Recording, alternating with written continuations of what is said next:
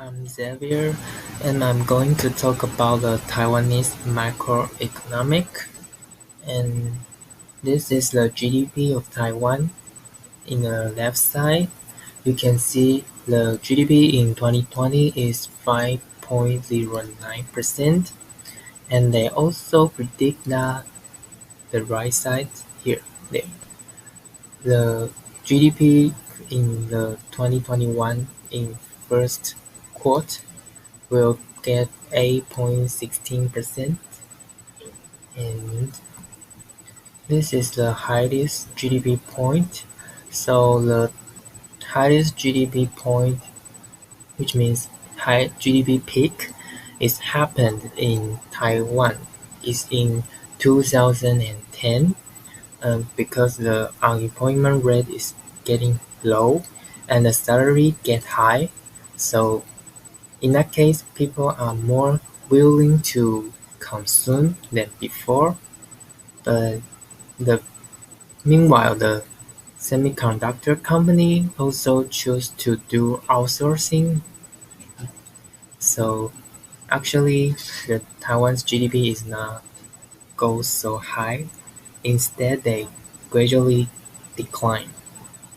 And as for COVID-19 treatment, a lot of people, like every people and a lot of company, include semiconductor company, they are all affected. However, TSMC is the major semiconductor manufacturer company, and they export their products to overseas, which helps Taiwan's GDP a lot.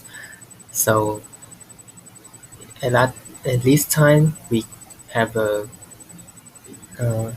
positive go up of GDP. Yes. And next is the GDP category. So as you can see, the semiconductor manufacturer is actually a category of manufacturing. The main reasons for Taiwan's economic growth is okay because we did a good, nice job on the first pandemic.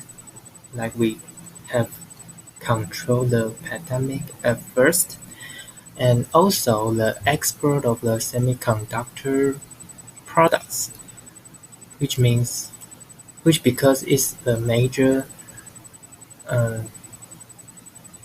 major product to rise the Taiwan's economic. Yes. And next is expenditure percentage. So as you can see the figure, Taiwan has trade surplus, and we can also assume that Taiwan is an export-oriented country. But TSMC, they also have offered the export service for many different countries. Therefore, by the information we get here, we can estimate that in this situation, TSMC may have get positive impact on it. Yes. And next is inflation rate. So this chart is describe the 1985 to 2025, but we only focus on last 5 years, and we think that the inflation rate in Taiwan is actually in a healthy way. It not goes too high or goes too low, since either one is not a good sign for whether it's company or syllabus. So yes, we think it's a healthy inflation rate. And if the inflation rate goes too high, the semiconductors products may cost lots. In contrast, if the inflation rate is too low, the value of the semiconductor will also get low, which is not a good sign. Yes, so it's actually a healthy number, we think. And next is unemployment rate. The chart is focused on 2015 to 2025, but we only focus on the last 5 years. So in Taiwan, the average of the unemployment rate will be 3.8%, but as you can see, the unemployment rate is getting higher than last year, which is not a good sign for semiconductor industry, because if the unemployment rate grow, and maybe the reason is company doesn't use company doesn't use the employees in a good way, or fully use their ability, their like yes, they maybe lower their ability, and that may be also influence the quantity of the goods and the service, or even the whole industry. Yes. And next, I'm going to talk about the impact of semiconductor shortage. First is fiscal policy. So Huawei is a Chinese multinational technology company. As the chart shows here, you can see that the shortage of the semiconductor caused the market share that the people in the company has decreased dramatically, like from 20 to 4, which is a lot. So Chinese chips maker, including the top one, like Semiconductor Manufacturing International Corporation, SMIC in short, rely heavily on foreign technologies. So in order to rise the industrial economic, China has announced that if they cannot produce by their own or meet the standard they want, in 2030 they will no longer charge the tax fee from others, or reduce the tax fees. Yes. And next is the reasons why the shortage.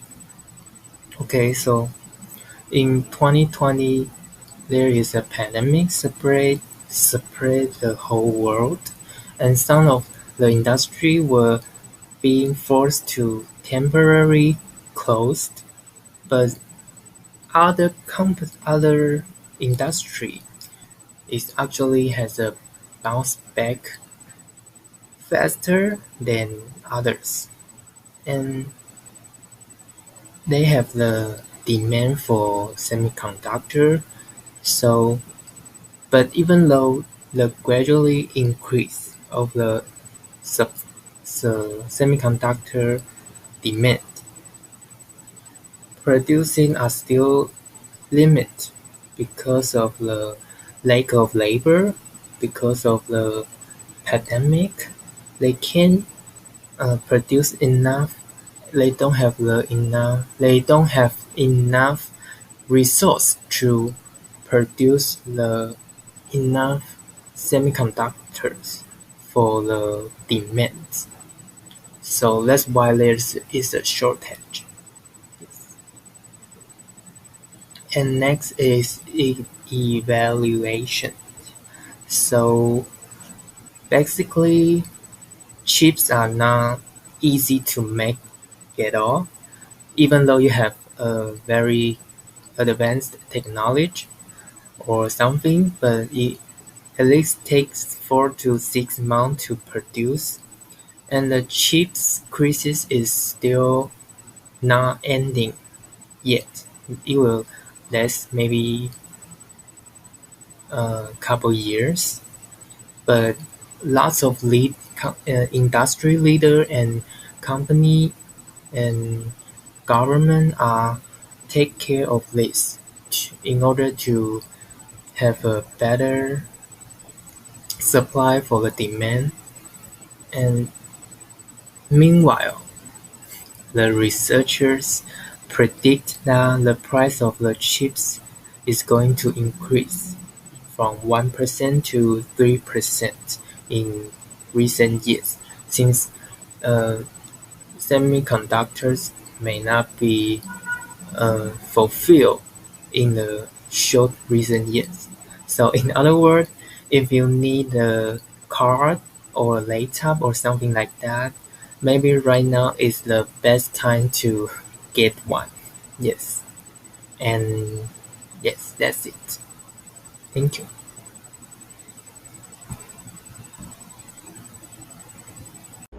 The conclusion.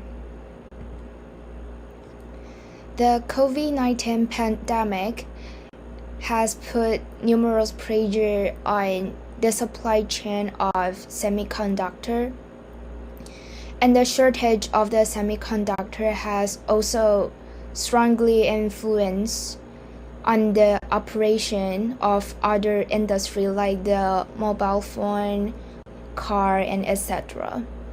Besides, the expert has predicted that it could be 2 more years before the supply-demand balance of the IC is restored. And thank you for your listening.